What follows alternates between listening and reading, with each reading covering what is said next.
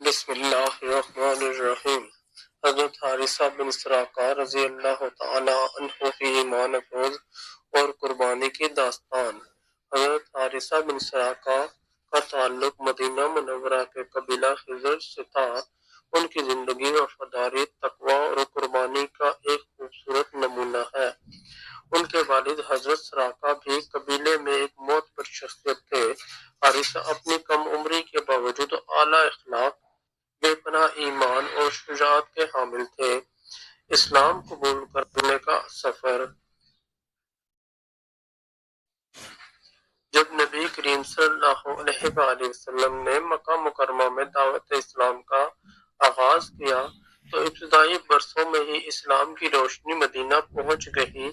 مدینہ کے کچھ افراد، جنہیں انصار کہا جاتا ہے، نے نبی کریم صلی اللہ علیہ وآلہ وسلم کی باتوں پر لبیک کہا۔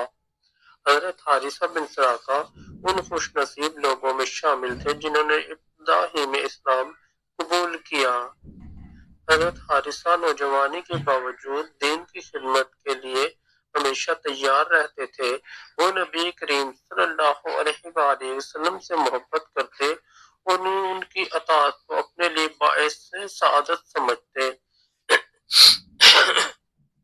ان کا اسلام قبول کرنا مدینہ میں اسلام کے پھیلنے کا ایک اہم سنگ میل تھا۔ بیعت عقبہ اور مدینہ میں اسلام کا فروغ۔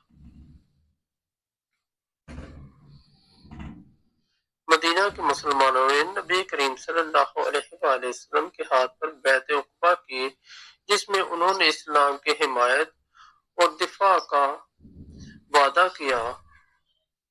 حضرت حارثہ بن سراقہ بھی اس عظیم عہد میں شامل تھے۔ وہ نہ صرف اسلام کی تبلیغ کرتے بلکہ اپنے قبیلے اور ارد گرد کے لوگوں کو بھی دین حق کی دعوت دیتے۔ غزوہ بدر کی تیاری۔ جب نبی کریم صلی اللہ علیہ وآلہ وسلم کو قریش کی سازشوں اور مظالم کا سامنا کرنا پڑا تو اللہ نے مسلمانوں کو غزوہ بدر کی صورت میں کفار کے خلاف پہلا بڑا معرکہ عطا کیا۔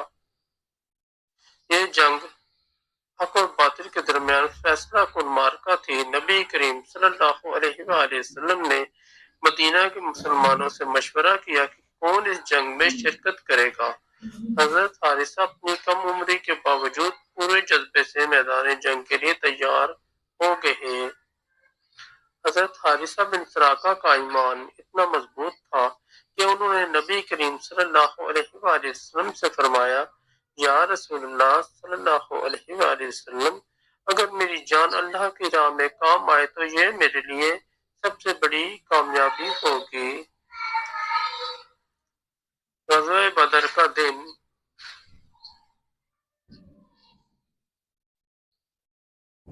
غزوہ بدر کے دن مسلمانوں کی تعداد صرف 313 تھی، جبکہ کفار کی تعداد 1000 سے زیادہ تھی۔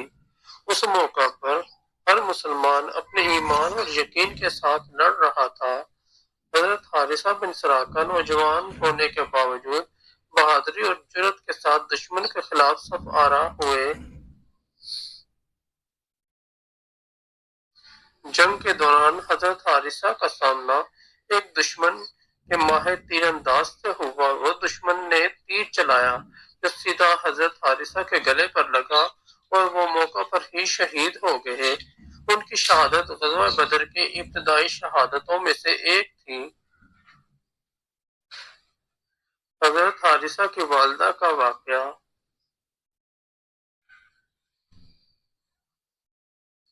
حضرت حارثہ کی شہادت کی خبر جب ان کی والدہ ربیعہ کو ملی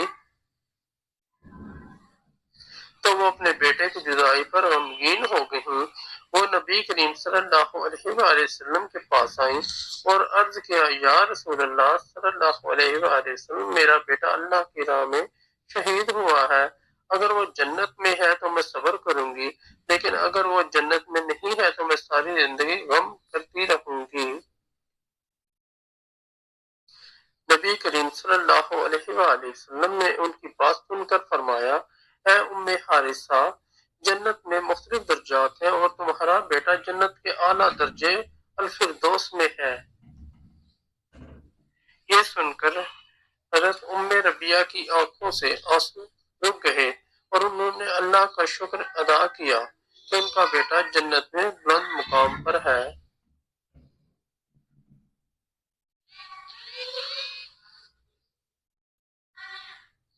حضرت حارثہ کی شہادت کا اثر۔ حضرت حارثہ بن سراقہ کی شہادت نے مدینہ کے نوجوانوں میں ایک نیا جذبہ پیدا کیا۔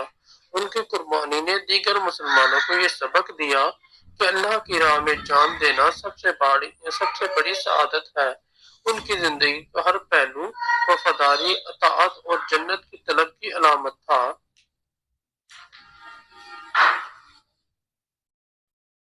جنت کی بشارت اور نبی کریم صلی اللہ علیہ وآلہ وسلم کی تسلی۔ نبی کریم صلی اللہ علیہ وآلہ وسلم نے ان کی شہادت کو ہمیشہ یاد رکھا اور ان کے صبر اور شجاعت کو سراہا۔ حضرت حارثہ کے بارے میں نبی کریم صلی اللہ علیہ وآلہ وسلم کا فرمان ہے کہ جنت میں ایسے شہداء کے لیے اللہ نے خاص مقامات تیار کیے ہیں جو اللہ کی راہ میں اپنی جان دیتے ہیں۔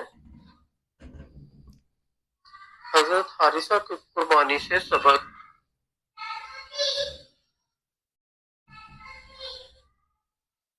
حضرت حارثہ بن سراقہ کی کہانی ہمیں سکھاتی ہے کہ ایمان کی طاقت دنیا کی ہر چیز سے بڑھ کر ہے۔ اللہ کی رضا کے لیے اپنی جان دینا کسی بھی مسلمان کی سب سے بڑی کامیابی ہے۔ حضرت حارثہ کی زندگی کا یہ پیغام کہ ہم دین کے لیے ہمیشہ تیار رہیں اور اللہ کی راہ میں ہر قربانی دینے کے لیے آمادہ ہوں۔ اگر آپ کو ہماری یہ سٹوری اچھی لگی تو اس چینل کو سبسکرائب کر دیں، اس ویڈیو کو لائک اور دوستوں کے ساتھ شیئر کر دیں۔ بہت شکریہ۔